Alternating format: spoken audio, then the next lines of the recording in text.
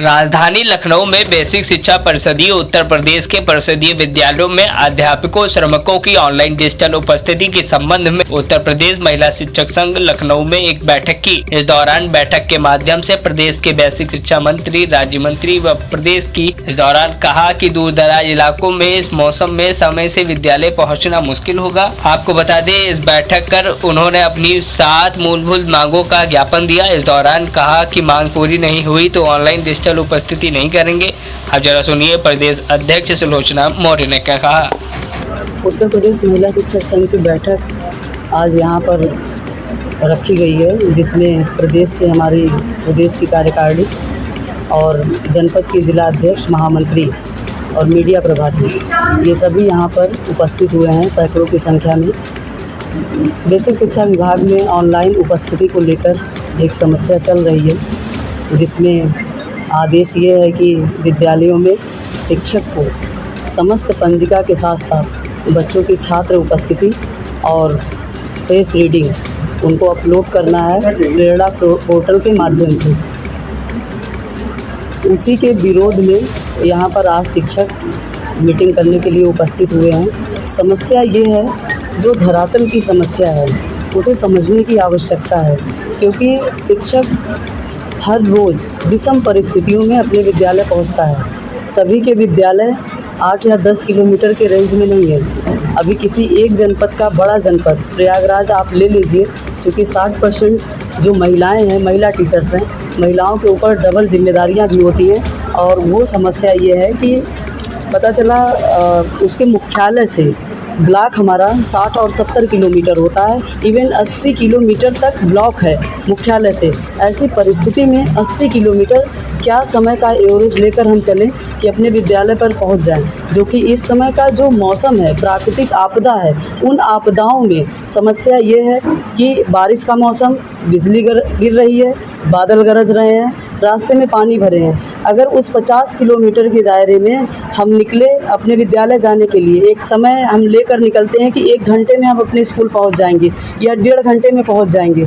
रास्ते में 10 पेड़ गिरे हुए हैं, 2 भी गिरा है, 3 भी गिरा है, तो उन 3 पेड़ को हटाने में जो समय लगा, हो सकता है वो ना हट पाए, हमें न जाने कितना रास्ता घूमना पड़ जाए। तो विद्यालय हम कैसे पहुँचेंगे? अगर पहुँच गए हम, चलिए 1 घंटे 1.5 घंटे बाद पहुँच गए, तो क्या हम मानसिक रूप से स्वस्थ होंगे अपने बच्चों को पढ़ाने के लिए? क्योंकि हमें पता है कि अगर हम लेट पहुँचे तो हम अनुपस्थित हो गए, हमारा वेतन काट दिया जाएगा उस दिन का। तो इससे कैसे हम उन बच्चों को मानसिक स्वस्थ होकर क्या हम पढ़ा पाएंगे मानसिक रूप से? समस्या ये है कि एक तरफ सरकार महिलाओं और बेटियों के लिए इतना काम कर रही है, उनको सशक्त बनाने के लिए हमारे माननीय मुख्यमंत्री जी इतना सहयोग दे रहे हैं, हमारे बेसिक शिक्षा के माननीय मंत्री जी इतना सहयोग रहा है सदैव महिलाओं के शिक्षकों के प्रति। हमेशा से वो चाहे शिक्षक हो, शिक्षिकाएं हो, सभी के लिए सदैव जहां भी ज़रूरत होती है सरकार का समर्थन हमें मिला है, शासन का समर्थन हमें मिला है। लेकिन इन परिस्थितियों में विकल्प जो है, जो मांग है संघ की, वो ये है कि अगर ऐसी परिस्थिति बनती है विद्यालय जाने में, हम विरोध इस कदर नहीं है कि हमें विरोध देना ही नहीं है, हमें जो बीच का रास्ता है वो चाहिए। अगर हम लेट होते हैं 15 मिनट या 20 मिनट अगर लेट होते हैं, एक सप्ताह अगर 5 से 7 दिन हमें लेट होता है, तो कम से कम हमारा जो CL है उसमें से 1 CL आप समायोजित कर दीजिए।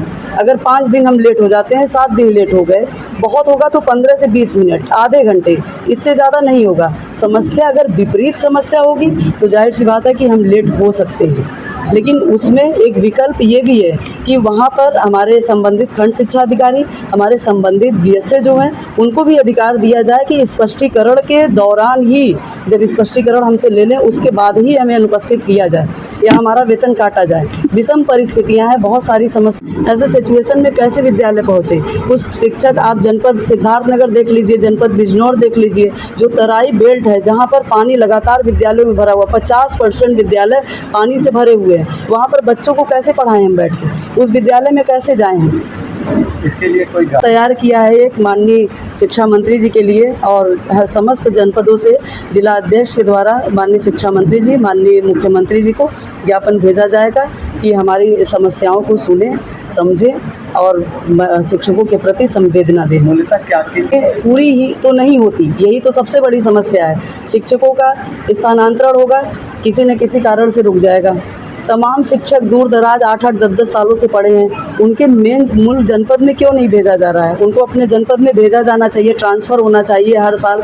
जिन शिक्षकों का अपने जनपद में जाएं, आप समायोजन कीजिए, आप ब्लॉक के अंदर ट्रांसफ़र कीजिए। कुछ स्कूल में पता चला 2 शिक्षक हैं, वहाँ पर 200 बच्चे, कुछ स्कूलों में 8-8 शिक्षक भरे हैं, तो उसको समायोजित कीजिए, आप ट्रांसफ़र कीजिए ब्लॉक में, जिससे एक प्रक्रिया बनी रहे कि इतने बच्चों पे इतने शिक्षक हैं।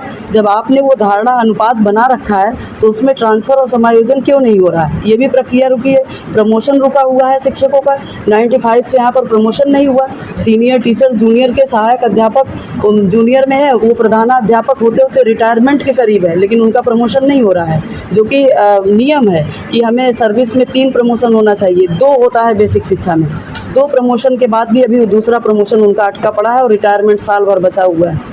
ये स्थिति है। ज्ञापन आज बैठक करके ज्ञापन दे रही है, सरकार नहीं देती तो आगे क्या रणनीति? आगे रणनीति है कि हम पहले तो सरकार की संवेदना सदैव शिक्षकों के साथ रही है। विपरीत आपदाओं में सदैव शिक्षकों ने सहयोग किया है, वो चाहे कोई भी काम हो, शासन और सरकार के द्वारा सदैव शिक्षकों ने समर्पण के भाव से उस कार्य को पूरा किया है। अगर सरकार शासन इस चीज़ को नहीं मानती है तो विरोध जारी रहेगा। इस पर हम ऑनलाइन उपस्थिति नहीं देंगे। उसका कारण ये है कि हमारी जो मांगे हैं वो पूरी की जाए। हम इस पे समर्थन देते हैं कि हम थोड़ा सा लेट होगा, थोड़ा सा समय का ध्यान रखते हुए हमें सहयोग दिया जाए, हमारे प्रति सहानुभूति दिखाई जाए। इस तरह से शिक्षकों पर आरोप लगाना ये ठीक नहीं है। समाज में शिक्षकों की एक प्रतिष्ठा है, गुरु का दर्जा है, आप उसे अपमानित नहीं कर सकते। अगर आप अपमानित करेंगे तो कहीं ना कहीं हम मानसिक रूप से अस्वस्थ होंगे और शिक्षा को आगे बढ़ाने में अस्वस्थता आएगी।